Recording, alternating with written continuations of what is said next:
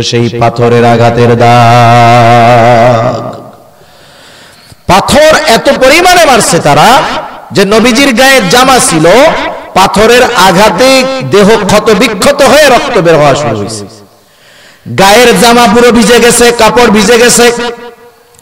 এরপরে রক্ত গা বেয়ে বেয়ে নিচে পড়ছে, জুতার মধ্যে ঢুকে গেছে। ওই রক্ত শুকায়া জুতা পায়ের সাথে আটকে গেছে। কি পরিমাণ রক্ত ঝরছে তায়েফে। নবীজি সাল্লাল্লাহু আলাইহি ওয়াসাল্লাম ক্লান্ত শ্রান্ত দেহ নিয়ে পড়ন্ত বিকালে এক আঙ্গুর বাগানের পাশে একটু বিশ্রাম নিচ্ছেন। যারা রক্ত ডোনেট করেছেন, ব্লাড ডোনেট করেছেন বা রক্ত দিয়েছেন তারা বুঝবেন 200-250 গ্রাম 300 গ্রাম রক্ত আমাদের দেহ থেকে বের করার পরে আমি দেখছি আমার পাশে একজন রক্ত দিছে, একবার আমিও দিতে গেছি, আর একজনকে দেখলাম আধা ব্যাগ রক্ত নিতে পারছে, পরিপূর্ণ না। লোকটা রক্ত দিয়ে যখন উঠে দাঁড়াইছে সেন্সলেস হয়ে পড়ে গেছে। কিন্তু নবীজিকে যেই পরিমাণ আঘাত করা হয়েছে, রক্ত যে প্রচুর পরিমাণে ঝরছে বোঝা যায়। নবীজি পড়ন্ত বিকালে ক্লান্ত দেহ এলিয়ে দিয়ে একটু বিশ্রাম নিচ্ছেন। ইতিমধ্যে জিবরাইল আমিন হাজির, এসে বলে, ইয়া রাসূলুল্লাহ, এই কওম আপনার সাথে কেমন আচরণ করেছে আপনার মালিক সব দেখছেন। আজকে আমার সাথে এমন একজন ফেরেশতাকে তিনি পাঠিয়েছেন যে ইতিপূর্বে কখনো আপনার কাছে আসে না। এইবার ওই ফেরেশতা নবীজির সামনে আসলো। নবীজি বলেন, সে আয়েশা আমাকে সালাম দেওয়ার পরে বলতেছে, ইয়া রাসূলুল্লাহ, এই কওম আপনার সাথে কেমন আচরণ করেছে আপনার মালিক সব জানেন। তিনি আমাকে পাঠিয়েছেন আপনার নির্দেশ পালন করার জন্য। আপনি যদি আমাকে আদেশ দেন, আপনি যদি আমাকে নির্দেশ দেন, তাহলে 2 পাহাড় মিশিয়ে তায়েফবাসীকে একেবারে পিষিয়ে দেওয়া হবে, নিশ্চিহ্ন করে দেওয়া হবে। এখানে যে একটা জনবসতি ছিল এর কোনো অস্তিত্ব থাকবে না। আপনি যদি শুধু নির্দেশ দেন, ইয়া রাসূলুল্লাহ, মুহূর্তের ভিতরে এটা করা হবে। ফেরেশতার কথা শেষ হওয়ার পর নবীজি আরাম করতেছিলেন, উঠে বসলেন। এইবার নবীজি ফেরেশতার এই কথার জবাবে বলতেছেন, নবীজি বলতেছেন, শোনো, তুমি তো আমাকে বলতেছো আপনি আদেশ দিলেন পাহাড় দিয়ে 2 পাহাড় দিয়ে পিষে এদেরকে নিশ্চিহ্ন করে দেওয়া হবে, কিন্তু এদের ব্যাপারে আমার আশা কি শোনো। নবীজি বলেন, বাল আরজু আন ইয়াখরুজাল্লাহু মিন আসলাবিহিম মান ইয়াবুদুল্লাহা ওয়াহদাহু ওয়া লা ইউশরিকু বিহি শাইআ। তুমি তো 2 পাহাড় দিয়ে এদেরকে পিষে দেওয়ার আদেশ আমাকে করতে বলতেছো, কিন্তু আমি তো এদের ব্যাপারে আল্লাহ তাআলার কাছে এই আশা পোষণ করি যে আল্লাহ তাআলা এদের মধ্য থেকে এমন এক জাতি বের করবে, এমন এক কওম বের করবে, এমন এক প্রজন্ম বের করবে যারা এক আল্লাহর ইবাদত করবে, তার সাথে কারো শিরিক করবে না। চিন্তা করেন, উম্মতের দ্বারা কাফের তো ওরা কি ইমানদার নাকি না কাফের? এই কাফের উম্মত এদের দ্বারা এত পরিমাণ আঘাত প্রাপ্ত হওয়ার পরেও নবীজি সাল্লাল্লাহু আলাইহি ওয়াসাল্লাম একটু বদদুয়া করেন নাই, বরং এমনটা বলেন নাই যে হালকার উপরে সাইজ করে দাও, এটাও বলেন নাই। বরং বলছেন, আশা তো করি এদের থেকে এমন এক প্রজন্ম বের হবে যারা এক আল্লাহর ইবাদত করবে, তার সাথে কারো শরীক করবে না।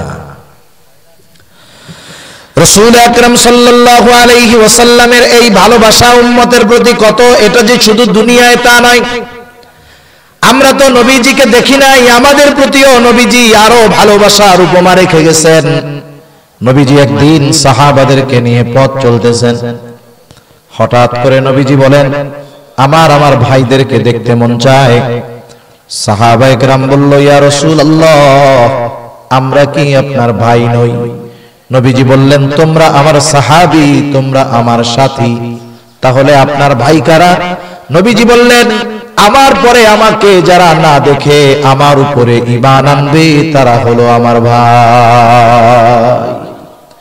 একেবারে কিয়ামত পর্যন্ত যত ঈমানদার আসবে তাদের প্রতি ভালোবাসার এই কথা রাসূল আকরাম সাল্লাল্লাহু আলাইহি ওয়াসাল্লাম রেখে গেছে।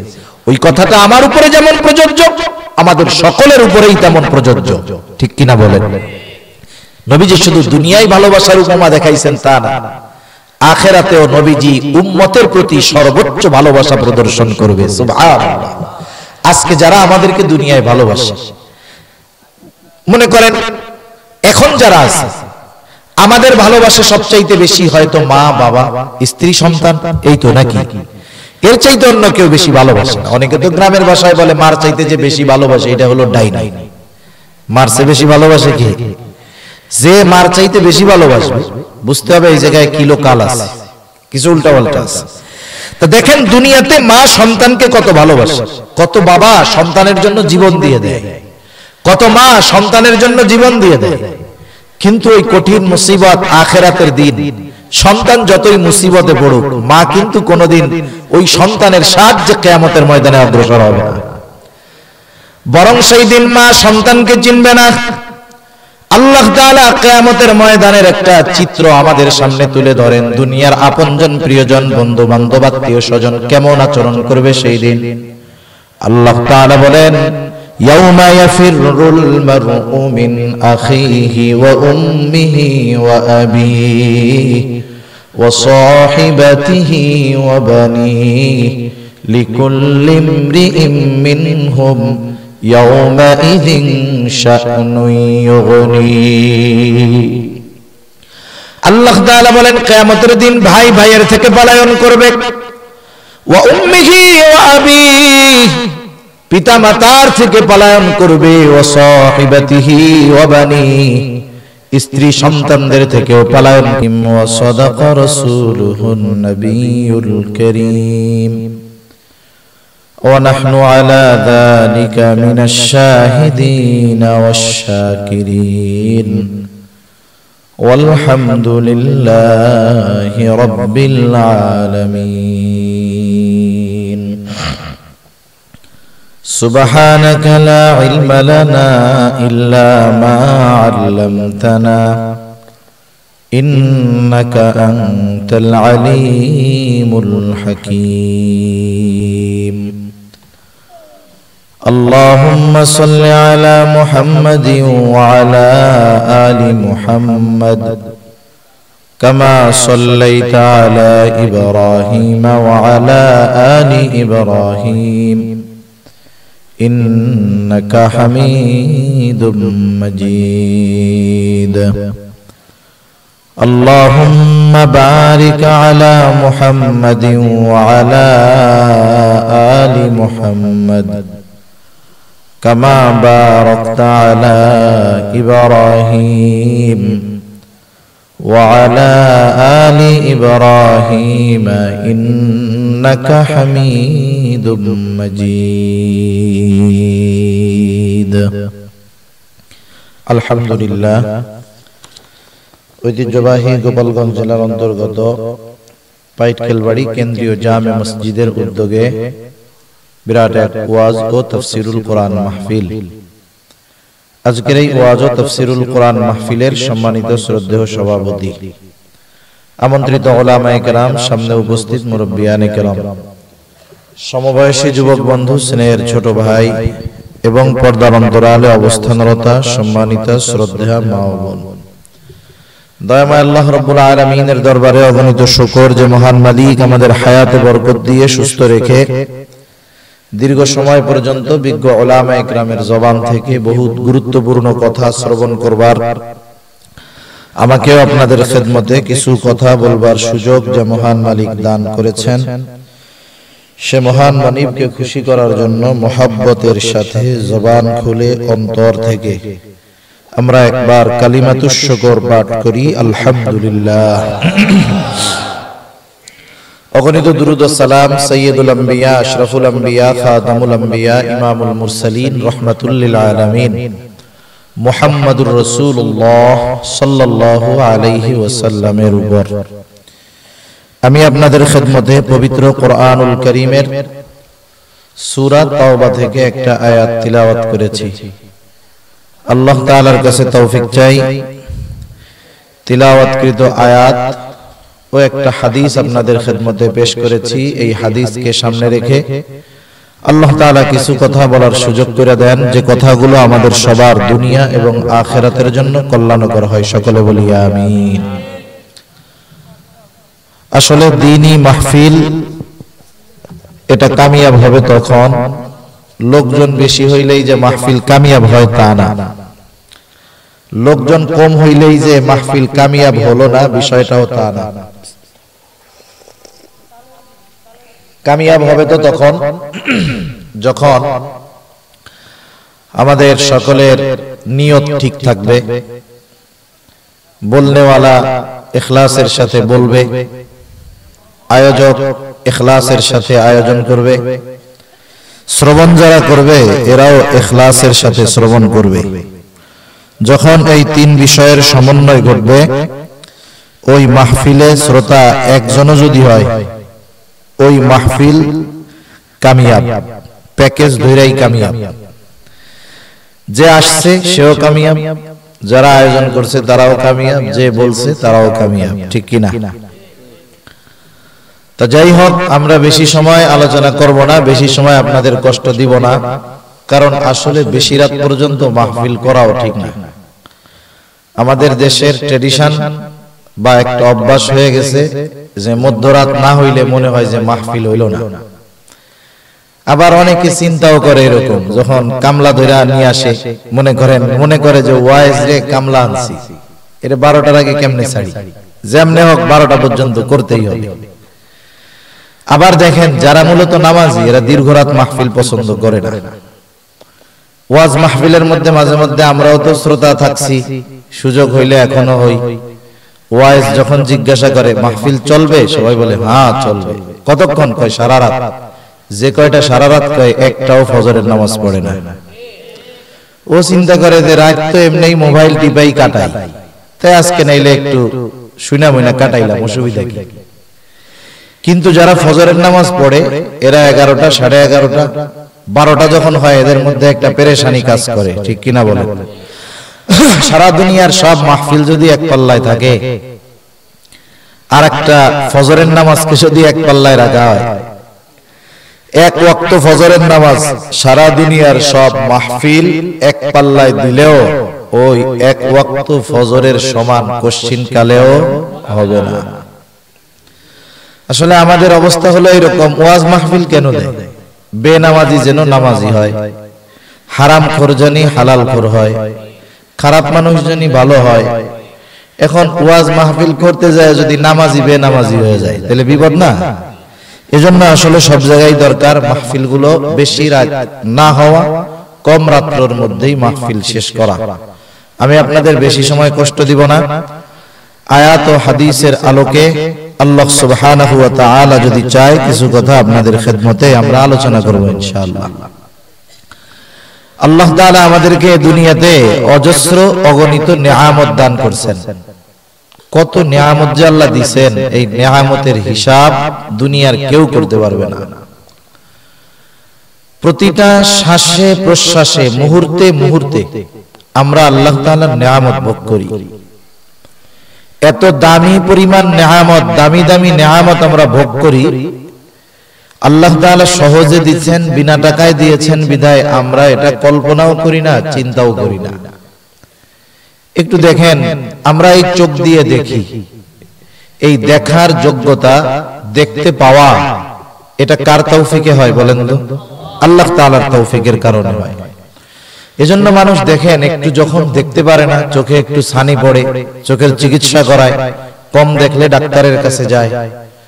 অথচ এই চিকিৎসাবিহীন, চোখের কোন প্রকার চিকিৎসা লাগে নাই, বছরের পর বছর বিনা টাকায় আমরা দেখতেছি, দেখার মতো যোগ্যতা, এই নিয়ামত আমরা অর্জন করতে পারছি। এই যে বলতেছি, এটাও তো এক নিয়ামত, বলতে পারা। কত মানুষ সব আছে কিন্তু সে বলতে পারে না, মন চায় বলতে কিন্তু পারে না। আল্লাহ তাআলা বলার মতো যোগ্যতা দিয়েছেন, এটাও নিয়ামত। কতজন শুনতে পারে না, আমরা শুনতে পারি, এটাও নিয়ামত। সুস্থ রাখছেন, এটা তো দামি এক নিয়ামত। হায়াতে বরকত দিবেন, মানে বেঁচে আছি, এটাও তো একটা নিয়ামত।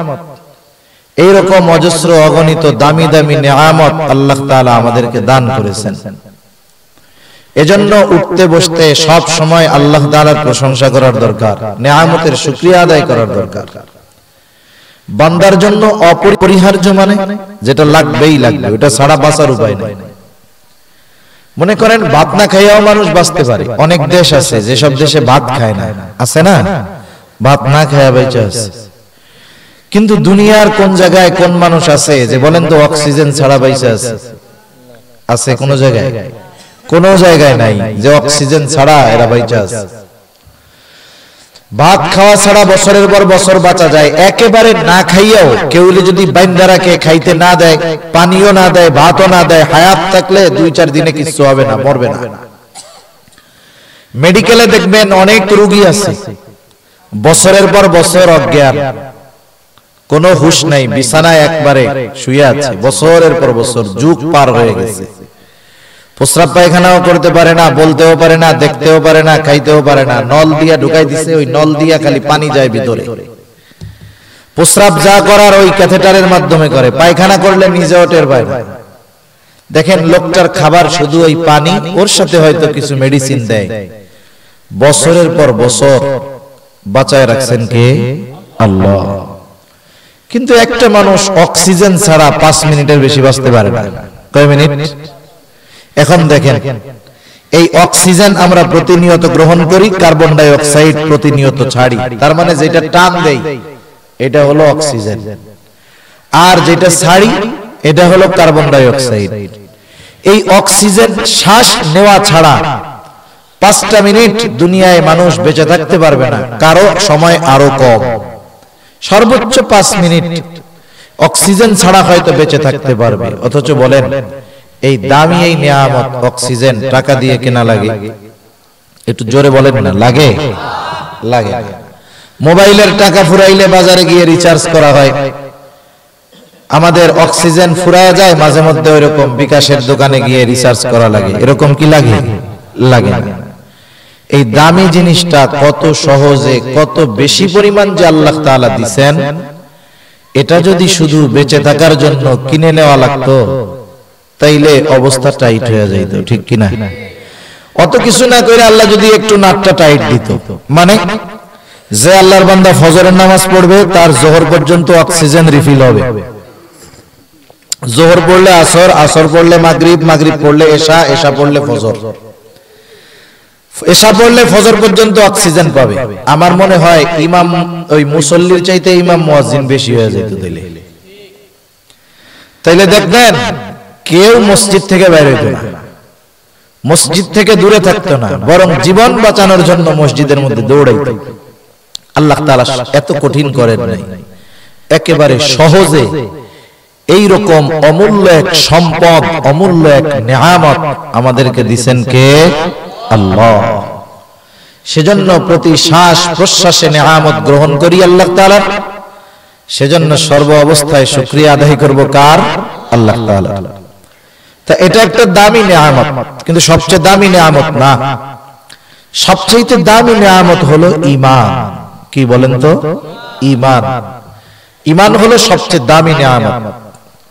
এই দামি নিয়ামতগুলোর মধ্যে অন্যতম এক দামি নিয়ামত আমরা হলাম আখিরি জামানার নবী মুহাম্মাদুর রাসূলুল্লাহ সাল্লাল্লাহু আলাইহি ওয়াসাল্লামের উম্মত। এটা আমাদের জন্য এক দামি নিয়ামত। যেই নবীকে শুধু তার উম্মত ভালোবাসে তা নয়, ওই নবীও তার উম্মতকে সবচাইতে বেশি ভালোবাসে। সুবহানাল্লাহ। নবী যখনই সুযোগ পায় উম্মতের কথা আল্লাহ তাআলার কাছে বলেন, যখনই সুযোগ পায় উম্মতের কল্যাণে তিনি চেষ্টা করেন, যখনই সুযোগ পান উম্মতের জন্য যেটা উপকারী সেটা করেন। এজন্য নবীজি আমাদের জন্য অন্যতম এক নিয়ামত, সৃষ্টি জগতের জন্য রহমত। সুবহানাল্লাহ। আল্লাহ তাআলা কোরআনুল কারীমের মধ্যে বলেন, লাকাদ মান্নাল্লাহু আলাল মুমিনিনা ইয বা'আসা ফীহিম রাসূলাম মিন আনফুসিহিম। মুমিনদের উপর আল্লাহ তাআলার বিশেষ অনুগ্রহ যে তিনি তাদের মধ্য থেকে তাদের জন্য একজন রাসূল প্রেরণ করেছেন। আল্লাহ রাব্বুল আলামিন মুহাম্মাদুর রাসূলুল্লাহ সাল্লাল্লাহু আলাইহি ওয়াসাল্লামকে মুমিনদের জন্য স্পেশাল অনুগ্রহ হিসাবে নবীজির ব্যাপারে আল্লাহ তাআলা এই আয়াত নাজিল করেছেন। যদিও নবীজি মুমিনদের জন্য স্পেশালি রহমত অনুগ্রহ, তথাপি আমার আপনার নবীজি গোটা সৃষ্টি জগতের জন্য রহমত। এজন্য রাসূলুল্লাহ সাল্লাল্লাহু আলাইহি ওয়াসাল্লামের ব্যাপারে আল্লাহ তাআলা কোরআনুল কারীমের মধ্যে বলেন, ওয়ামা আরসালনাকা ইল্লা রাহমাতাল লিল আলামিন, আমি আপনাকে জগৎ সমূহের জন্য রহমত হিসাবে প্রেরণ করেছি। সুবহানাল্লাহ। আল্লাহ তাআলা হলেন রব্বুল আলামিন, আমার আপনার নবী হলেন রাহমাতুল লিল আলামিন। আল্লাহ রব্বুল আলামিন নিজের রুবুবিয়তের বিস্তৃতি যতদূর পর্যন্ত দিয়েছেন, আমার আপনার নবীজিকে আল্লাহ তাআলা ততদূর পর্যন্ত রহমত হিসাবে ঘোষণা করেছে। আল্লাহ তাআলা যেই জায়গার রব, নবীজিও সেই জায়গার রহমত। সুবহানাল্লাহ। এজন্য কবি কত সুন্দর কথা বলেন, রবুবিয়ত খুদা কি হ্যায় জাহাঁ তাক, নবুয়তি মুস্তাফা কি হ্যায় ওহা তাক। আল্লাহ তাআলার রবুবিয়তের বিস্তৃতি যতদূর, আমার আপনার নবীজিকে আল্লাহ তাআলা ততদূর পর্যন্ত রহমত হিসাবে ঘোষণা করেছেন। সুবহানাল্লাহ। নবীজি রাহমাতুল লিল আলামিন হওয়ায় এই উপকার শুধু মুমিনরা গ্রহণ করেছে বা মুমিনরা পাইছে তা না, নবীজি রাহমাতুল লিল আলামিন হওয়ায় কাফেররাও সুবিধা ভোগ করছে। আবু জেহেল রাসূল আকরাম সাল্লাল্লাহু আলাইহি ওয়াসাল্লামের সামনে একদিন আয়েশা আল্লাহ তাআলার কাছে দোয়া করতেছে। আবু জেহেল আল্লাহ তাআলার কাছে বলে, আল্লাহ, আপনি যদি সত্যই কোরআন নাজিল করে থাকেন তাইলে আমাদের উপরে পাথর বর্ষণ করেন অথবা কঠিন যন্ত্রণাদায়ক শাস্তি দেন। আবু জেহেল যদিও কাফের, কিন্তু আল্লাহ তাআলাকে বিশ্বাস করত, আল্লাহ তাআলার অস্তিত্বে বিশ্বাস করত। এ কথা আমার নয়, বরং আল্লাহ তাআলা কোরআনুল কারীমের মধ্যে বলেন, ওয়ালাইন সাআলতাহুম মান খালাকাস সামাওয়াতি ওয়াল আরদ। আল্লাহ রাব্বুল আলামিন বলেন, আপনি যদি মক্কার মুশরিকদেরকে জিজ্ঞাসা করেন, মান খালাকাস সামাওয়াতি ওয়াল আরদ, আসমান এবং জমিনের স্রষ্টা কে, আল্লাহ তাআলা জানায় দেন, আপনার এই প্রশ্নের জবাবে তারা তাদের দেবদেবীদের কথা বলবে না, লাত মানাত উজ্জার কথা বলবে না। এই প্রশ্নের জবাবে তারা বলবে লা ইয়াকুলুন্নাল্লাহ, অবশ্যই অবশ্যই আসমান জমিনের স্রষ্টা হলেন আল্লাহ। আল্লাহ রাব্বুল আলামিন আরেক জায়গায় বলেন, ওয়ালা ইন সাআলতাহুম মান নাযালা মিনাস সামাই মা ফাআহইয়া বিহিল আরদা বা'দা মাউতিহা লা ইয়াকুলুন্নাল্লাহ। আপনি যদি তাদের জিজ্ঞাসা করেন কে আসমান হতে পানি বর্ষণ করে, শুধু তাই না, ওই বর্ষিত পানির দ্বারা কে মৃত জমিনকে পুনরায় পুনরুজ্জীবিত করে তোলে। এখন তো বিদ্যুৎ আছে, কত সুন্দর, কারেন্ট থাকলে বৃষ্টি না হলেও মোটর চালায় দিয়া শক্ত জমিনটাকে পানি দিয়ে ভিজিয়ে ফসল উৎপাদনের উপযুক্ত করে তোলা যায়। এর আগে স্যালো মেশিন ছিল, এর আগে হয়তো কিছু প্রযুক্তি ছিল, কিন্তু একটা সময় প্রত্যেকটা মানুষ আসমানওয়ালা আর আসমানি পানির জন্য অপেক্ষা করত।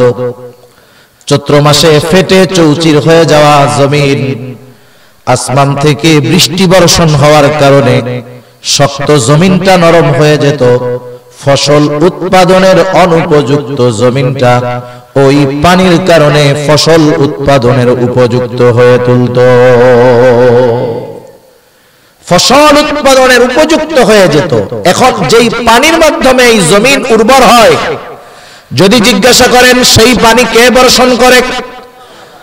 আল্লাহ রাব্বুল আলামিন জানায়া দেন, হাবিব তারা তাদের কোন দেবদেবীদের নাম বলবে না, তারা বলবে লায়াকুলুন্নাল্লাহ, অবশ্যই অবশ্যই তারা বলবে এগুলো যিনি করেন তিনি কে। তারা যে আল্লাহ তাআলাকে বিশ্বাস করত, আল্লাহ তাআলাই এই বিশ্বাসের সাক্ষী দিচ্ছেন। এজন্য আবু জাহেল আল্লাহ তাআলার কাছে দোয়া করতেছে। শুধু তাই না, হাদিসের মধ্যে আসছে নবীজি বলেন আবু জাহেল আল্লাহ তাআলার কাছে দোয়া করেছে এবং আল্লাহ তাআলা আবু জাহেলের দোয়াও কবুল করেছে। বদরের দিন যুদ্ধ শুরু হওয়ার প্রাক্কালে আবু জাহেল দোয়া করে বলে, আল্লাহ আজকের এই দিনে যারা হকের উপরে আছে আপনি তাদেরকে বিজয় দান কইরেন। নবীজি বলেন আল্লাহ তাআলা আবু জাহেলের দোয়া কবুল করেছেন এবং যারা হকের উপরে ছিল, সত্যের উপরে ছিল, আল্লাহ রাব্বুল আলামিন তাদেরকেই বিজয় দান করেছে। ওই আবু জাহেল দোয়া করতেছে যে আল্লাহ আপনি যদি সত্যই কোরআন নাজিল করে থাকেন তাইলে আমাদের উপরে পাথর বর্ষণ করেন, আর নাইলে যন্ত্রণাদায়ক শাস্তি দেন। এটা হলো কেন? টিটকারি কইরা। টিটকারি বোঝেন? টিটকারি কইরা কেমন যেন বিষয়টা এরকম, মনে করেন এক লোকের বাড়িতে এক দরিদ্র লোক কাজ করে, লোকটা ধনী, 2 তলা বাড়ি, সম্পদ আছে, টাকা পয়সা আছে, তার বাড়িতে এক লোক কাজ করে। ওই লোক পরিশ্রম করে করে তার একটা ছেলের লেখাপড়া শিখাইছে। এখন ছেলে লেখাপড়া কইরা বিসিএস ক্যাডার হয়ে গেছে, দুনিয়ার লাইনেরই ধরলাম, এক ঠেলায় এএসপি হয়ে গেছে। এক ঠেলায় কি হয়ে গেছে? এএসপি হয়ে গেছে, প্রশাসনের বড় অফিসার, এএসপি হয়ে গেছে একবারে প্রথম চান্সে, বিসিএস ক্যাডার। স্বাভাবিক, এক সময় তো ম্যাট্রিক পাস করলেও মানুষ তারে দেখতে আসে। তো ওই ছেলে বিসিএস ক্যাডার হইছে, মানুষজন দেখতে আসছে, মুখে মুখে গল্প, আরে ভাই অমক কয়দিন আগেও কিষান বেচে খাইতো, নুন আনতে পান্তা পুরাইতো, 3 বেলা খাইতে পারতো না, আজকে কপাল ঘুরে গেছে, এখন পুলায় এএসপি। আর যদি ডাইন হাত বাম হাত করে পুলায় তো টাকা পয়সার অভাব হবে না, দুঃখ সব শেষ। এখন মানুষ আলোচনা করতেছে আর তার আলোচনা পাশে বৈশা ওই লোক শুনতেছে যেই লোকের বাড়িতে ওই এএসপির বাপ কাজ করত। মানুষের অভাব হলো এরকম, কিছু মানুষ আছে যে আরেকজনের ভালো সে দেখতে পারে না, ওইটা শুনলে তার গা জ্বলে। আমার সামনে আরেকজনের প্রশংসা করবে, আমার সেটা ভালো লাগে না। যখনই কারো প্রশংসা করা হয় আমি তার দোষগুলো তালাশ করে বের করি, আরে মিয়া ওরা তো প্রশংসা কইরো না, এমন এমন আছে না কিছু লোক। এটা কেন হয় জানেন? এটা হিংসার কারণে হয়। আপনি যখন কোনো ব্যক্তির ভালো কাজের প্রশংসা করবেন কারো সামনে, তখন সব মানুষের চেহারার দিকে দেখবেন সবাই এই প্রশংসাটাকে ওইভাবে নিচ্ছে না। কিছু মানুষ তখন ফিকিরে আছে এর দোষটা জানি কি আছে, আপনার কথা শেষ না হইতে বলবে, আরে ভাই ওনার কথা এত প্রশংসা কইরো না, আমরা জানি তো কেমন লোক, উনি এটা করছে। এরকম বলার লোক তো আলহামদুলিল্লাহ আপনাদের এলাকায় নাই। ও আছে। আচ্ছা, এখন ওই লোক যখন শুনতেছে যে তার বাড়িতে যে কাজ করতো তার ছেলের এত প্রশংসা, ওরা সহ্য হয় না। একটু পরে কি কয়, আরে মিয়া যা কও কও, কয়দিন আগে তোর বাপ আমার বাড়ি কাম করে খাইছে, ও কত খাইছে, এরকম বলে না? এখন বলেন তো এই বলাটা কেন বলছে? হিংসার কারণে। ওই ছেলের উন্নতি, ওই লোকের উন্নতি, সম্মান সে মাইনা নিতে পারে না। নবীজির সম্মান, নবীজির শান ইজ্জত আবু জেহেল মানতে পারে নাই। আবু জেহেল চিন্তা করতেছে কেমন যেন আল্লাহরে বলতেছে, আল্লাহ আপনি কি লোক আর পান নাই, আমি হইলাম মক্কার সর্দার নেতা, আপনি নবী বানাইছেন তারে, কোরআন নাজিল করতেছেন তার কাছে, এটা কোনো কাজ হইল? আবু জেহেলের কথার বাবা। অনেকে কয় না যে অমুকে এরকম হইছে, আরে এই জিনিস দেখার আগে যে কেন মরলাম না, আসলে কি ও কি মরতে চায়? তখন যদি আজরাইল এসে কয় আচ্ছা তোর মনের আশা পূরণ করি, ও কি রাজি হবে? তার মানে এটা টিটকারি কইরা তাকে ছোট করার জন্য এই ধরনের কথা। আবু জেহেল যে বলতেছে আল্লাহ আমার উপরে পাথর মারেন, আমার উপরে যন্ত্রণাদায়ক শাস্তি দেন, আসলে শাস্তি চায় না, কিন্তু ওই যে হিংসার কারণে আল্লাহ তাআলার কাছে বলতেছে আর কি, নবীরে শোনায় শোনায়। এখন আল্লাহ তাআলাও এর কথার জবাবটা নবীর মাধ্যমে ওরে জানায় দিচ্ছে। কেমন যেন বলতেছে, আবু জেহেল শোন, তুই যেটা চাইতেছস এটা তোরে আমি দিতাম, ওই সাইজ তোরে আমি করতাম, কিন্তু কেন করতেছি না জানিস? শুইনা নে, যারা হিংসা করতেছিস তার কারণেই তোরে শাস্তি দিচ্ছি না। কি বলেন আল্লাহ তাআলা? আল্লাহ রাব্বুল আলামিন বলেন, হাবিব আপনি জানায় দেন, ও তো শাস্তি কামনা করতেছে, আপনি ওকে জানায় দেন, ওয়ামা কানাল্লাহু লিয়ুআযযিবাহুম ওয়া আনতা ফীহিম, আপনি তাদের জানায় দেন আপনি তাদের মাঝে থাকা অবস্থায় আমি তাদেরকে শাস্তি দিব না, কারণ আপনি হলেন রহমত, রহমাতুল লিল আলামিন। আপনি যেহেতু দুনিয়ায় অবস্থান করতেছেন, শুধুমাত্র এই সম্মানার্থে এই জালেমগুলোকে আমি শাস্তি দিব না। তাহলে এরা এদের অবাধ্যতার কারণে নগদে শাস্তি না পাওয়ার কারণ হলেন আমার আপনার নবী রহমাতুল লিল আলামিন। ঠিক কিনা? রাসূল আকরাম সাল্লাল্লাহু আলাইহি ওয়াসাল্লাম গোটা সৃষ্টি জগতের জন্য রহমত, আমাদের জন্য রহমত, খাস করে মুমিনদের জন্য বিশেষ অনুগ্রহ, মুমিনদের প্রতি নবীজি অতি সদয়।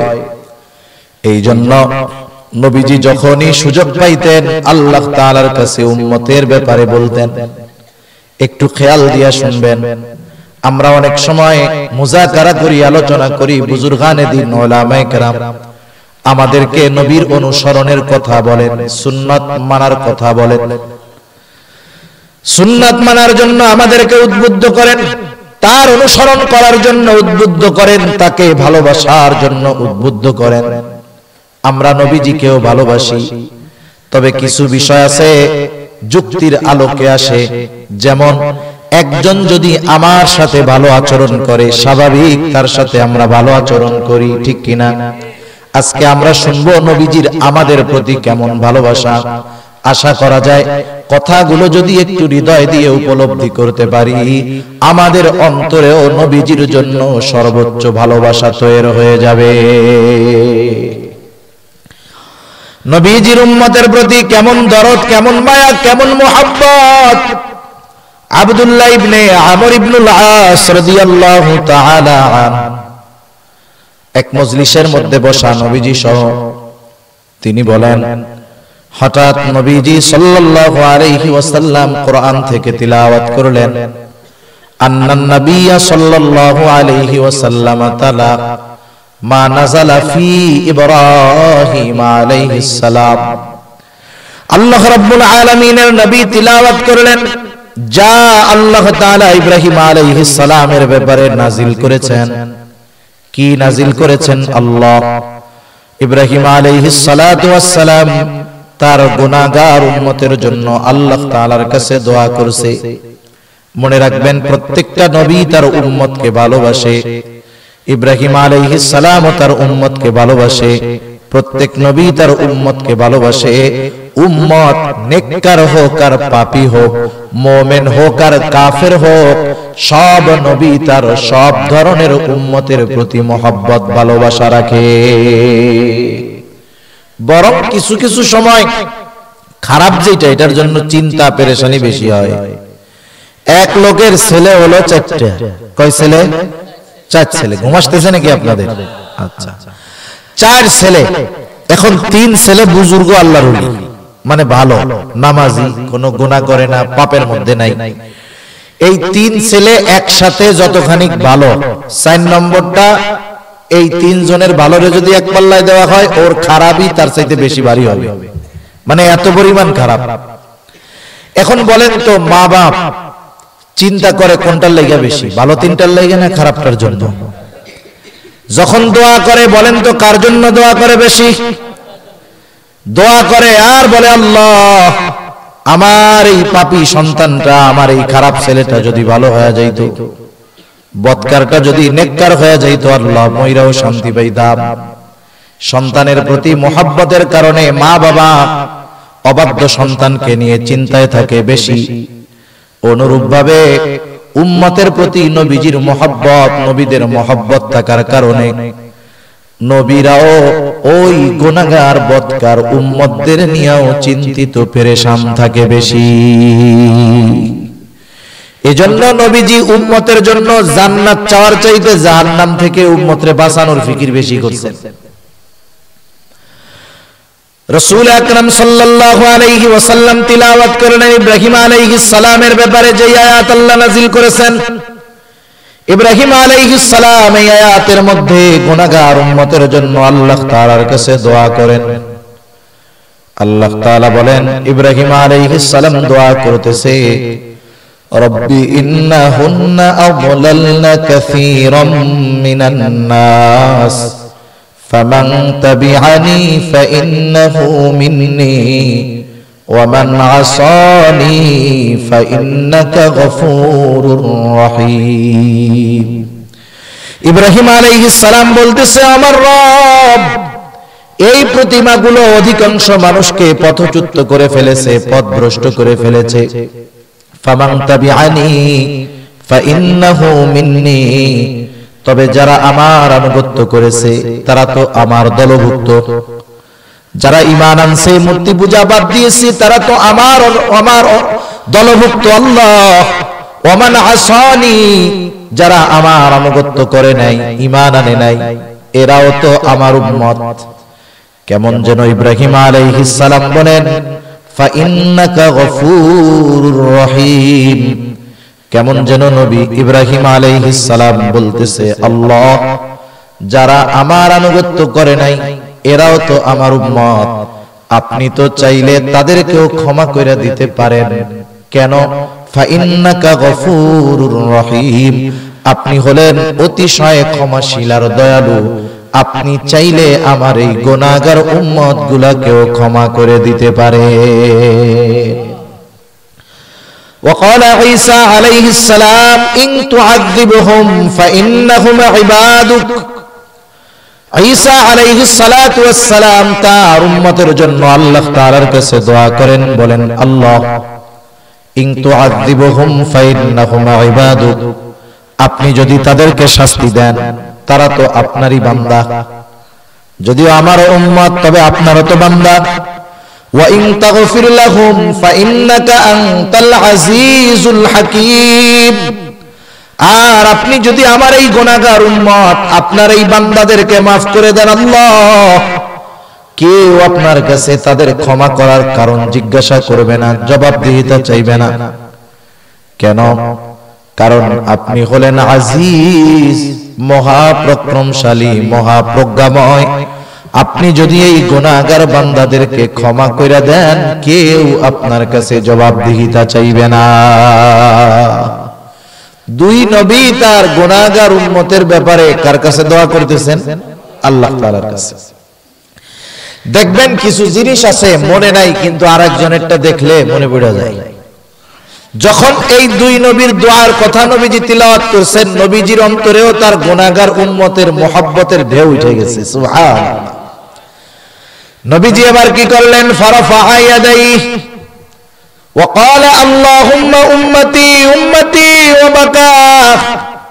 নবীজি হাত দুইটা উপরের দিকে দিয়ে অঝোর ধারায় চোখ দিয়ে পানি পড়তেছে, কান্না করতেছেন আর বলতেছেন, আল্লাহুম্মা উম্মতি উম্মতি, আয় আল্লাহ আমার উম্মতের কি হবে, আমার উম্মতের কি হবে।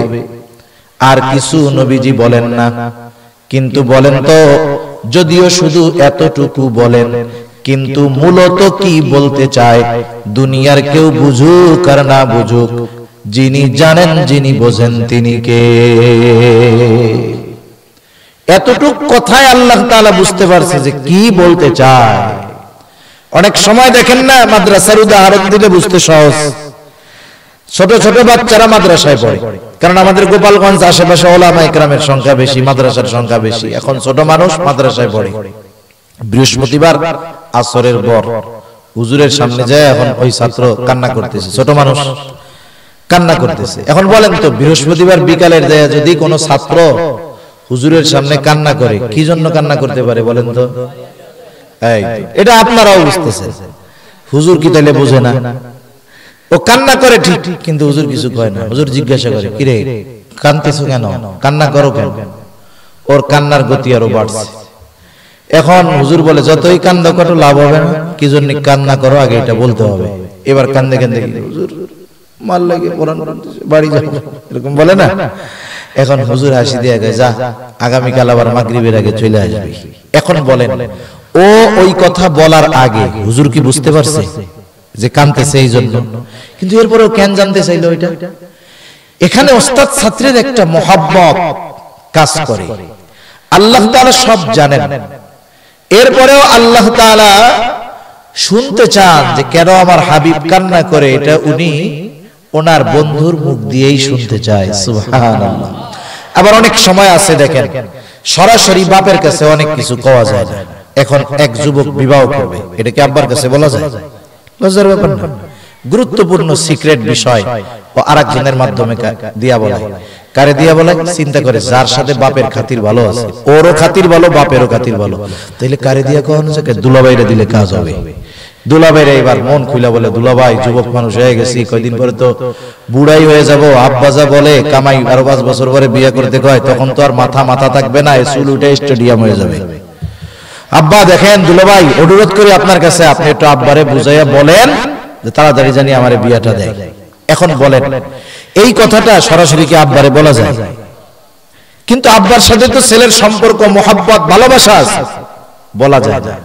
কিছু বিষয় আছে একটু ভায়া হইয়া কইলে, শুনলে একেবারে হৃদয় দিয়ে শোনা যায়। মনে করেন ছেলে উল্টাপাল্টা করতেছে, বাপ বুঝতেছে কেন করে, কিন্তু বাপ যদি ছেলেরে জিজ্ঞাসা করে, ছেলেই তো, তাহলে কি বলে? এইবার অন্য কেউ বলে যে ওর কাছে একটু যাই না তো, এরকম করতেছে কেন, কারণটা কি? এবার যখন জানতে বলে, ও মন খুইলা বলে, বাপও খবরটা ভালো মতো বুঝতে পারে। ঠিক কিনা বলে? আল্লাহ রাব্বুল আলামিন সবকিছু জানেন, বুঝেন, কারণ তিনি তো অন্তর্যামী। এরপরেও জিবরাইল আলাইহিস সালাতু ওয়াস সালামকে বলতেছে, জিবরাইল তুমি যাও, মুহাম্মদ কেন কান্না করে, কি বলতে চায় তার কাছে গিয়ে শোনো। জিবরাইল আলাইহিস সালাতু ওয়াস সালাম হাজির হয়ে গেলেন, এসে বলে, ইয়া রাসূলুল্লাহ আপনি কেন কান্না করেন? যদিও আল্লাহ তাআলা সবকিছু জানেন, এরপরেও তিনি জানতে চান। নবীজি বললেন, উম্মতের ব্যাপারে যা বলার দরকার প্রাণ খুইলা জিবরাইলের কাছে বললেন, প্রাণ খুইলা বললেন। জিবরাইল আলাইহিস সালাম আল্লাহ তাআলার কাছে গিয়ে বলল, আল্লাহ তাআলা বললেন, জিবরাইল যাও, আমার হাবিব মুহাম্মদকে জানায় দাও, আমি অচিরেই তাকে তার উম্মতের ব্যাপারে সন্তুষ্ট করব, তাকে অসন্তুষ্ট করব না। এই খবর তুমি জানায় দাও। নবীজি সাল্লাল্লাহু আলাইহি ওয়াসাল্লাম এই জন্য উম্মতের কল্যাণে বিভোর থাকতেন। সুযোগ পাইলেই যেটা উম্মতের জন্য কল্যাণকর সেটা করতেন। যেমন এক হাদিসের মধ্যে আসছে, নবীজি বলেন, আল্লাহ তাআলা প্রত্যেকটা নবীকে তার উম্মতের জন্য বিশেষ একটা দোয়া করার সুযোগ দিয়েছে, যেই দোয়াটা করলেই আল্লাহ তাআলা নগদে কবুল করে নিবে। নবীজি বলেন, সব নবী তাদের সেই দোয়া দুনিয়ায় করে ফেলছে, আমি আমার দোয়াটাকে সংরক্ষণ করে রাখছি। কিয়ামতের দিন আমি আমার ওই দোয়াটা উম্মতের জন্য সুপারিশ হিসাবে আল্লাহ তাআলার কাছে করব। নবীজি সব সময় চিন্তায় থাকতেন যে কোনটার মধ্যে উম্মতের কল্যাণ। শুধু তাই না, উম্মতকে জাহান্নাম থেকে বাঁচানোর জন্য নবীজি কত পেরেশান ছিলেন। রাসূল আকরাম সাল্লাল্লাহু আলাইহি ওয়াসাল্লাম বলেন, এক হাদিসের মধ্যে আসছে, নবীজি বলেন, তোমাদের সাথে আমার উপমা হলো ওই ব্যক্তির ন্যায় যে আগুন প্রজ্বলিত করলো, আগুন জ্বালাইলো, তার এই আগুনের আলোতে চতুর্দিক থেকে পোকামাকড় এসে ঘিরে ধরলো। মাঝে মধ্যে দেখবেন কারেন্ট থাকার পরেও লাইট জ্বালাইলে পোকা এত পরিমাণ আসে। আবার আগে যখন কারেন্টের লাইট ছিল না, হারিকেন জ্বালানো হতো, কুপা জ্বালানো হইতো, পোকা ঈশা চতুর্দিকে ঘুরতো, লাফ দিয়ে আগুনের মধ্যে পড়তো। হারিকেন রাতের বেলায় নিভু নিভু করে জ্বালায় রাখা হতো, সকালে ওইটা দেখা যাইতো ভেতরে এতগুলো পোকা পুইড়া মইরা আছে। কুপা জ্বালায় রাখলে, বাতি জ্বালায় রাখলে চতুর্দিকে পোকা আগুনের মধ্যে লাফ দিয়া পুইড়া চতুর্দিকে পড়ে থাকতো, মরে। নবীজি বলেন, তোমাদের সাথে আমার উপমা হলো ওই ব্যক্তির ন্যায় যে আগুন জ্বালাইলো চতুর্দিক থেকে পোকামাকড় চলে আসছে। সে যতই তাড়ায় দিক না কেন, তার তাড়ানোকে কোনো পাত্তা না দিয়ে পোকারা লাফায় লাফায় আগুনের মধ্যে আইসা পড়ে আর পুড়া মরে। আমি তোমাদেরকেও কোমর ধরে ধরে জাহান্নাম থেকে টেনে আনি, আর তোমরা আমার থেকে ছুটে এসে ওই দিকে লাফায়া লাফায়া পড়ে যাও। শুধু তাই না, উম্মতের ব্যাপারে নবীজি কত চিন্তিত। রাসূলুল্লাহ সাল্লাল্লাহু আলাইহি ওয়াসাল্লাম যখন দ্বীনের দাওয়াত দিতেন, কাফেররা দ্বীনের দাওয়াত মানে না। নবীজি কোনো অপরিচিত পরিবেশে গিয়ে দাওয়াত দেন নাই, বরং যাদের মধ্যে প্রথমে দাওয়াত দিয়েছেন তারাও নবীজিকে চিনে, নবীজিও তাদেরকে চিনেন, অধিকাংশ আত্মীয়। শুধু তাই না, যাদেরকে নবীজি তাওহীদের দাওয়াত দিবেন ওই লোকগুলো নবীজিকে উপাধি দিয়েছে আল আমিন।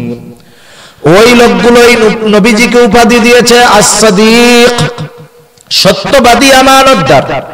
নবীজি ওই লোকগুলোর সামনে যখন দ্বীনের দাওয়াত দিলেন, নবীজির এই চিরন্তন সত্য কথাগুলো তারা মেনে নিল না।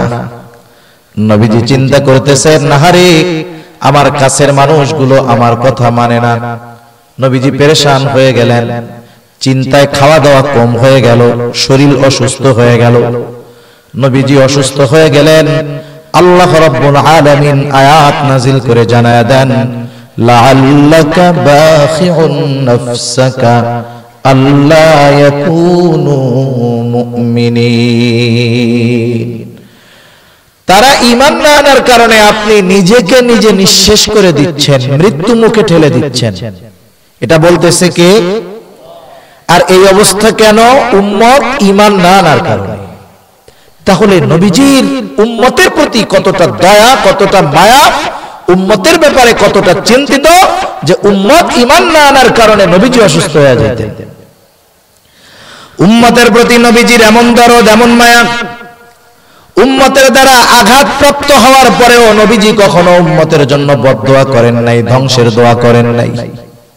যখন মক্কার মানুষেরা ঈমান আনে না, নবীজি চলে গেলেন তায়েফ, যেখানে ওনার শৈশবের কিছু কাল অতিবাহিত হয়েছে। নবীজি ওইখানে গিয়ে যখন দ্বীনের দাওয়াত দিলেন, কাফেররাও ওই জায়গায় গিয়ে হাজির। লোকজনকে শিখায় দিল এটা পাগল, পাথর মার। মানুষ দলবদ্ধভাবে নবীজির গায়ে পাথর মারতে শুরু করলো। আমরা যদি মনে করি ছোট ছোট পাথর মারছে, বিষয়টা এমন নয়, বরং কাফেররা, ওই তায়েফের মানুষেরা নবীজির দিকে বড় বড় ধারালো পাথর দিয়ে আঘাত করেছে।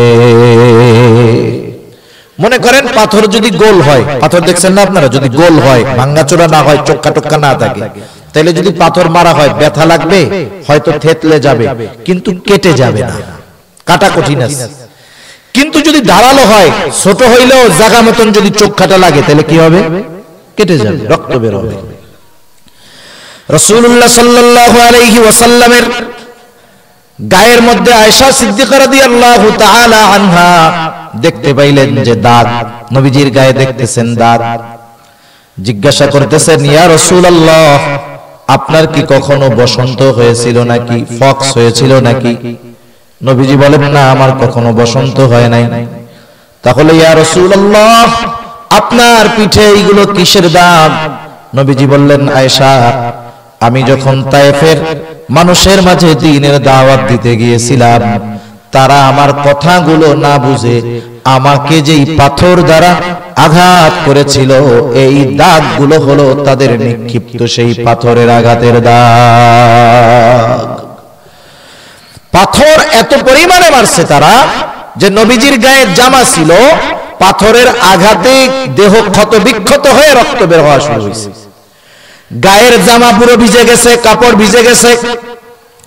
এরপরে রক্ত গা বেয়ে বেয়ে নিচে পড়ছে, জুতার মধ্যে ঢুকে গেছে।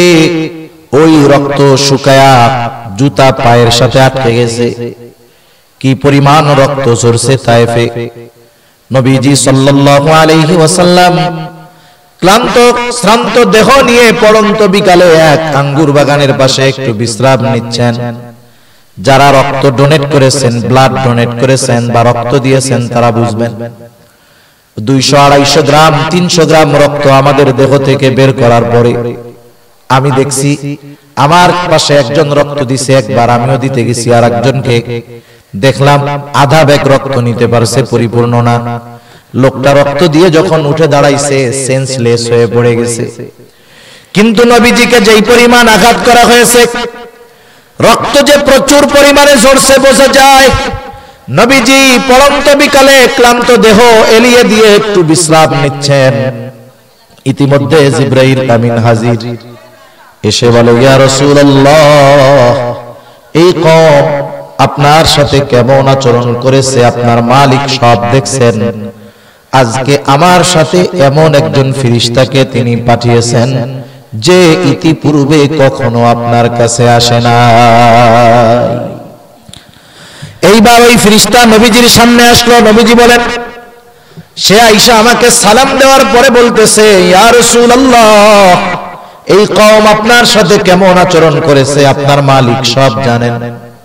তিনি আমাকে পাঠিয়েছেন আপনার নির্দেশ পালন করার জন্য। আপনি যদি আমাকে আদেশ দেন, আপনি যদি আমাকে নির্দেশ দেন, তাহলে 2 পাহাড় মিশিয়ে তায়েফবাসীকে একেবারে পিষে দেওয়া হবে, নিশ্চিহ্ন করে দেওয়া হবে। এখানে যে একটা জনবসতি ছিল এর কোনো অস্তিত্ব থাকবে না। আপনি যদি শুধু নির্দেশ দেন, ইয়া রাসূলুল্লাহ, মুহূর্তের ভিতরে এটা করা হবে। ফেরেশতার কথা শেষ হওয়ার পর নবীজি আরাম করতেছিলেন, উঠে বসলেন। এইবার নবীজি ফেরেশতার এই কথার জবাবে বলতেছেন, নবীজি বলতেছেন, শোনো, তুমি তো আমাকে বলতেছো আপনি আদেশ দিলেন পাহাড় দিয়ে 2 পাহাড় দিয়ে পিষে এদেরকে নিশ্চিহ্ন করে দেওয়া হবে, কিন্তু এদের ব্যাপারে আমার আশা কি শোনো।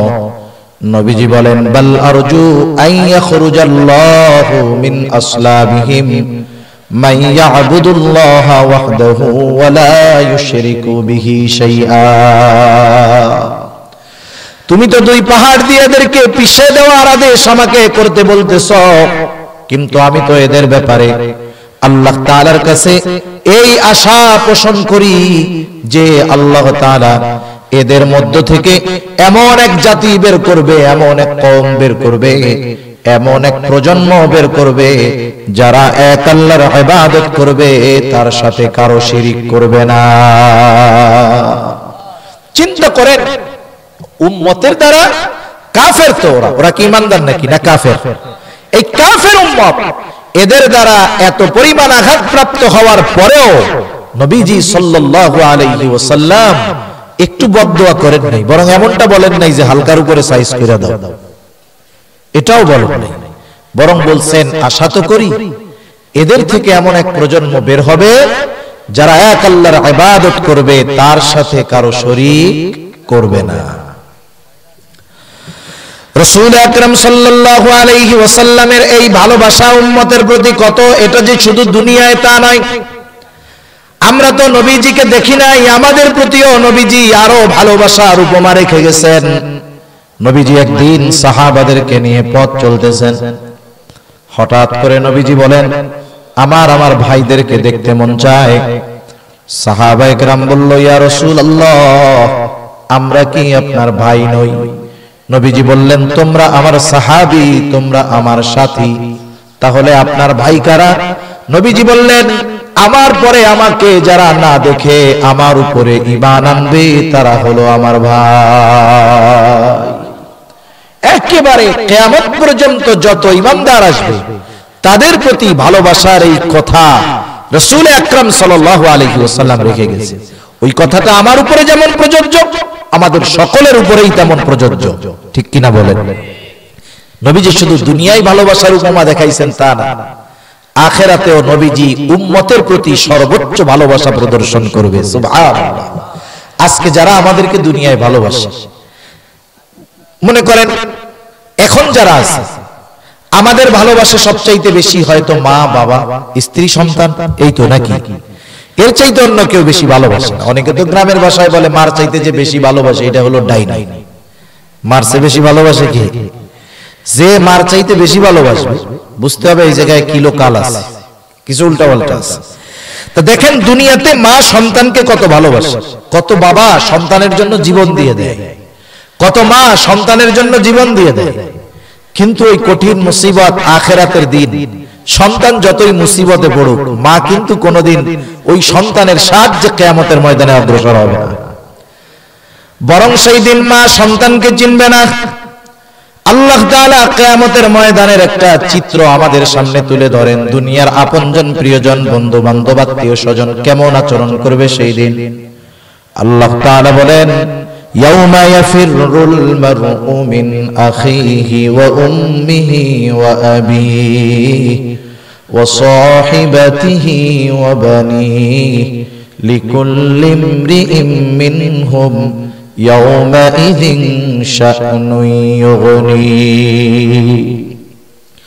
আল্লাহ তাআলা বলেন, কিয়ামতের দিন ভাই ভাইয়ের থেকে পলায়ন করবে।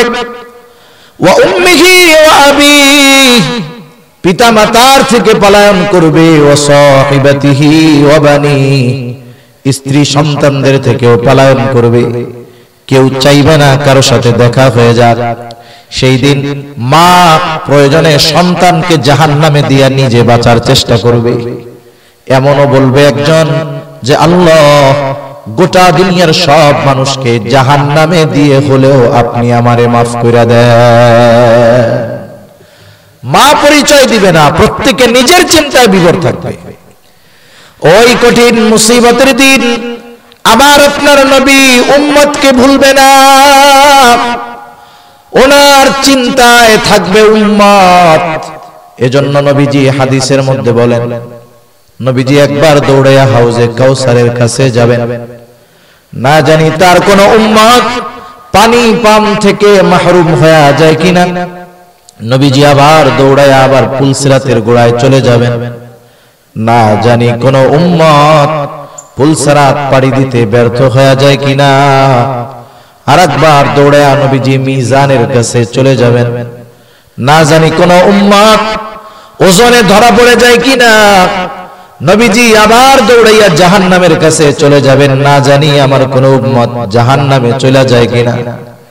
আবার যখন কারো জন্য সুপারিশের প্রয়োজন হবে, আল্লাহ তাআলার কুদরতি কদমে সিজদায় লুটায়া পড়বেন।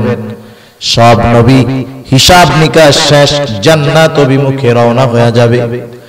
জান্নাতের দরজায় হাজির হয়ে যাবে, জান্নাতের দরজা বন্ধ। জিজ্ঞাসা করা হবে, দরজা কেন বন্ধ? ফেরেশতাদের পক্ষ থেকে জবাব আসবে, যিনি আসলে খোলা হবে তিনি এখনো আসেন নাই। কে তিনি? তিনি হলেন মুহাম্মাদুর রাসূলুল্লাহ সাল্লাল্লাহু আলাইহি ওয়াসাল্লাম। কোথায় আছেন? তিনি এখনো হাসরের ময়দানে আছেন, উম্মতের চিন্তায় বিভোর। নবীজি যতক্ষণ না তার ওই উম্মত যার যাররা পরিমাণ ঈমান আছে তার ব্যাপারেও যখন আল্লাহ তাআলার পক্ষ থেকে ক্ষমার ঘোষণা যতক্ষণ না আসবে, তার জন্য যতক্ষণ জান্নাতের নিশ্চয়তা না আসবে, নবীজি নিজে ততক্ষণ জান্নাতে প্রবেশ করবে না। তাহলে ওই নবীজির দরদ কত উম্মতের উপর। কিছু কথা আছে যে দেখেন আমরা কিছু দেখি নাই, বুঝি নাই, এরপরেও ওই ব্যক্তির কথার কারণে বিশ্বাস করি। কেন? ওই ব্যক্তির কথা বিশ্বাসের যোগ্য এবং সর্বোচ্চ বিশ্বাসের উপযুক্ত, ঠিক কিনা? নবীজি আমাদের ভালোবাসেন, সব বাদ দেন, এই ভালোবাসার সাক্ষী দিয়েছেন আল্লাহ তাআলা। কে দিয়েছেন? আল্লাহ দিয়েছেন। আল্লাহ রাব্বুল আলামিন জানায় দেন নবীজির আমাদের প্রতি মহব্বত কত। আল্লাহ তাআলা বলেন, লাকাদ জাআকুম রাসূলুম মিন আনফুসিকুম আজিজুন আলাইহি মা আনিতুম হারিসুন আলাইকুম বিল মুমিনিনা রাউফুর রহিম।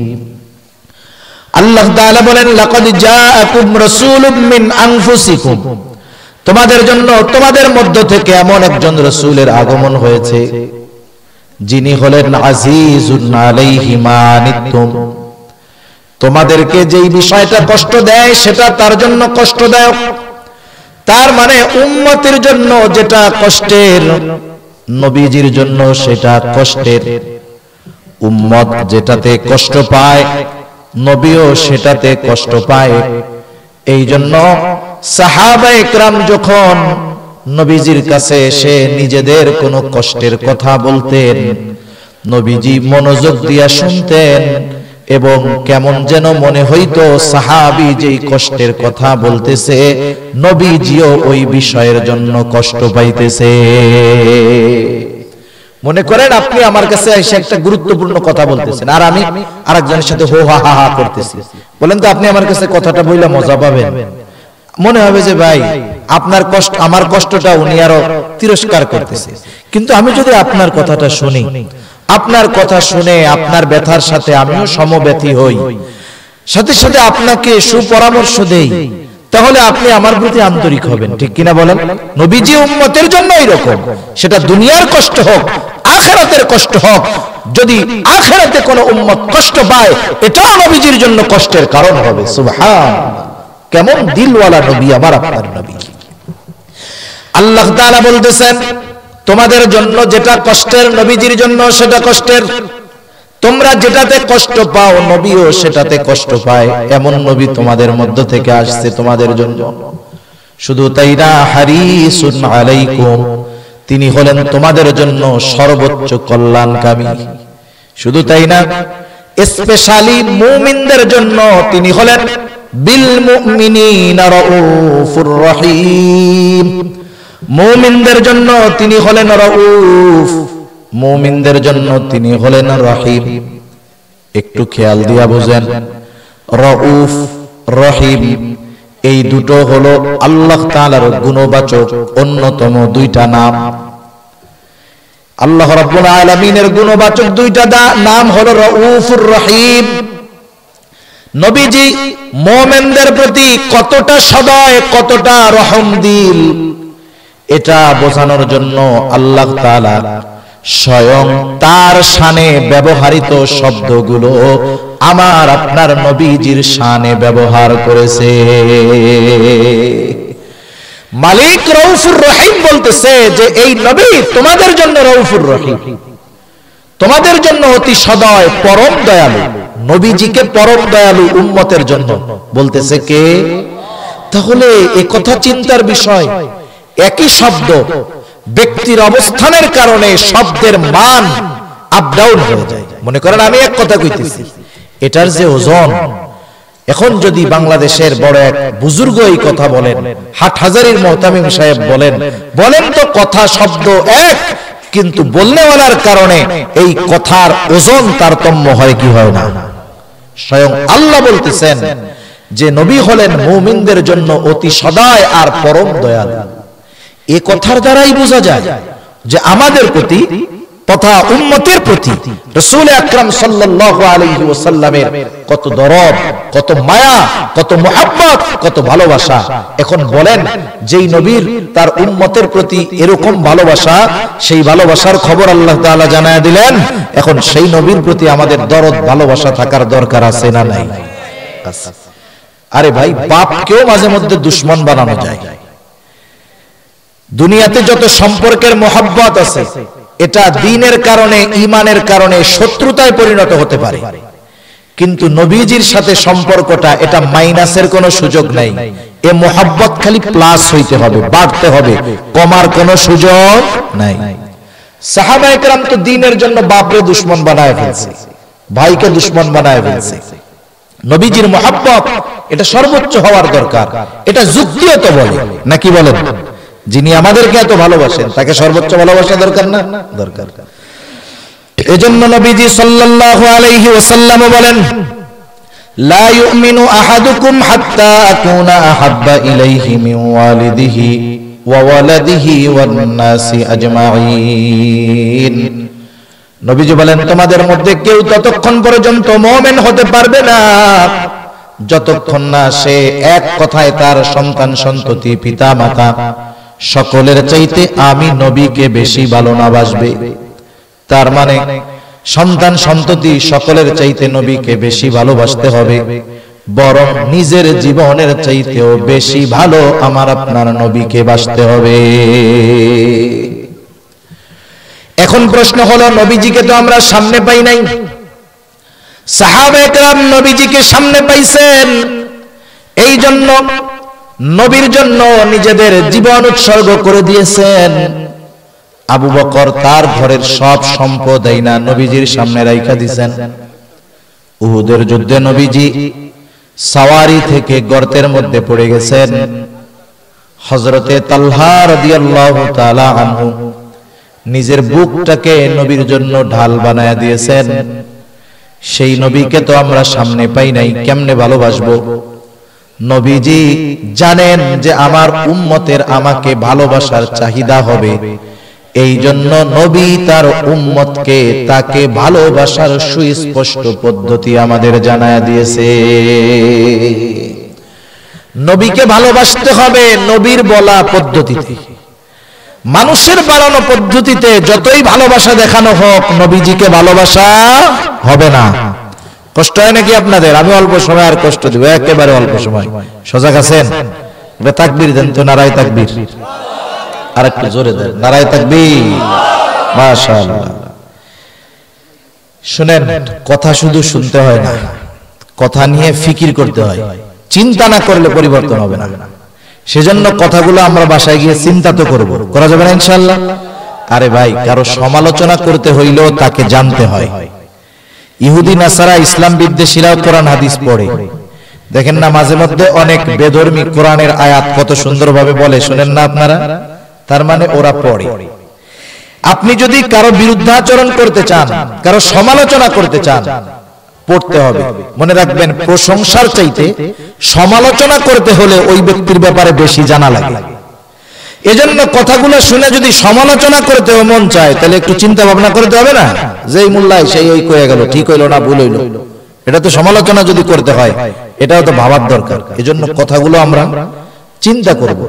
এখান থেকে কানে ঢুকাইলাম, যাওয়ার সময় বললাম হুজুর ধরেন আপনার ওয়াজ আপনারে দিলাম, যাওয়াই থাকলো, আমরা আগের মতো গেলাম গা। এরকম করলে তো হবে না। সেজন্য একটু সজাগ করলাম আর কি। শেষ কথা তো, অল্প সময় আছে, হয়তো 10-15 মিনিট হাইয়েস্ট, একটু খেয়াল দিয়ে শুনবো। দেখেন, দুনিয়াতে নবীজিকে ভালোবাসার পদ্ধতি কতজন কত পথে বানাইছে, কোনো লাভ নাই। বরং কিছু ভালোবাসা তো ভালোবাসতে গিয়ে বিদ্বেষে পরিণত হয়ে যায়, ঈমানহীনতার কারণ হয়ে যায়। কেউ কেউ নবীজিকে ভালোবাসতে বাসতে আল্লাহ তাআলার একেবারে সমানে সমানে দাঁড় করায় দিয়েছে, আছে না নাই? কতজন বলে না, আসমানে গিয়া যদি আল্লাহরে দেখেন, দেখবেন ওই জায়গায়ও আমি আছি। এরকম তো কতজন বলে, নিজের কথাই কয়ে বসে। যাই হোক, নবীজিকে ভালোবাসতে হবে নবীজির বলে দেওয়া পদ্ধতিতে, ওটাই আসল ভালোবাসা। তা আমরা নবীজিকে ভালোবাসতে চাই কারা? নারায়ে তাকবীর। মাশাআল্লাহ। আপনারা এই পদ্ধতিগুলো আমরা অনুসরণ করব। নবীজি সাল্লাল্লাহু আলাইহি ওয়াসাল্লাম বলেন, মান আহাব্বা সুন্নতি ফাকাদ আহাব্বানি ওয়া মান আহাব্বানি কানা মাই ফিল জান্নাহ।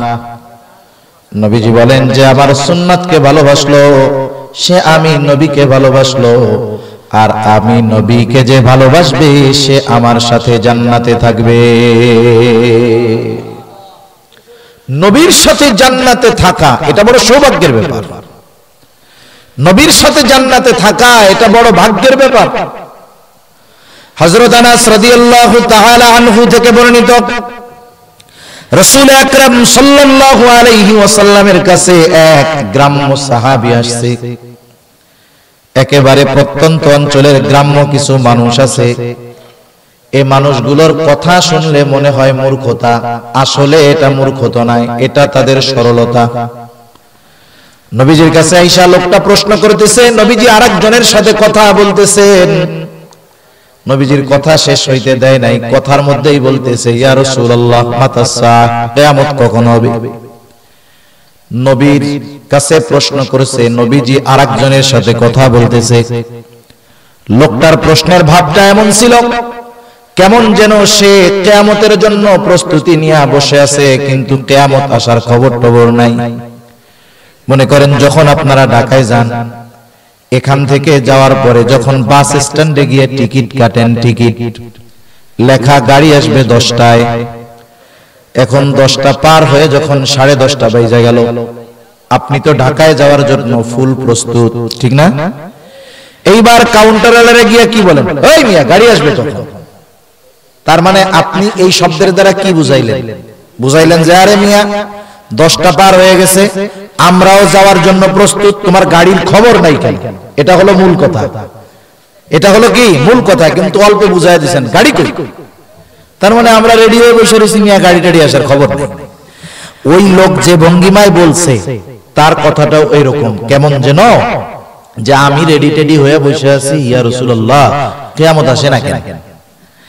এখন নবীজি ওই লোকের সাথে কথা শেষ করছে, শেষ কইরা ও তো প্রশ্ন করছে। এখন কিছু সময় আছে, প্রশ্ন করার পরে ওই প্রশ্ন জবাব না দিয়া নতুন কইরা তারে আবার প্রশ্ন করতে মন চায়। নবীজি লোকের প্রশ্নের ভাব বুঝছে না, এখন উল্টা তারে প্রশ্ন করতেছে, মা আ'দাত্তা লাহা, কিয়ামতের জন্য তুমি কি পাথেয় সংগ্রহ করেছো, কি প্রস্তুতি গ্রহণ করেছো?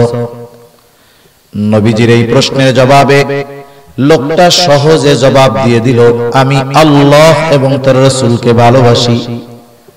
নবীজি তার এই জবাবের মধ্যে কোনো কৃত্রিমতা দেখেন নাই, কোনো লৌকিকতা পান নাই। এই জন্য নবীজিও জবাব দিয়া বললেন, যে যাকে ভালোবাসবে তার সাথে অবস্থান করবে। লোকটা এবার বাড়ির দিকে হাঁটা দিল, চলে গেল।